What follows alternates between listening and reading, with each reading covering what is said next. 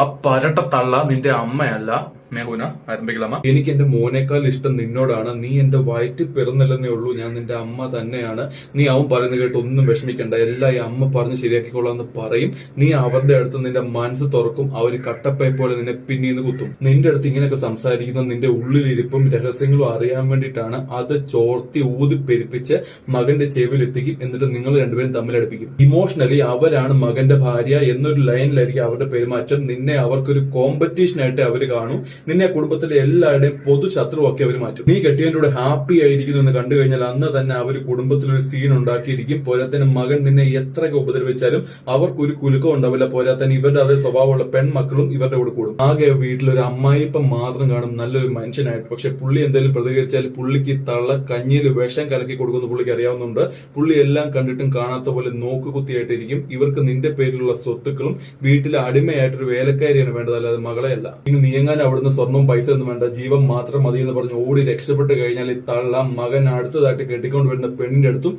ഇതേ ഡ്രാമ തന്നെ കളിച്ചോണ്ടിരിക്കും. നാർസിസ്റ്റ് പരട്ട തള്ള.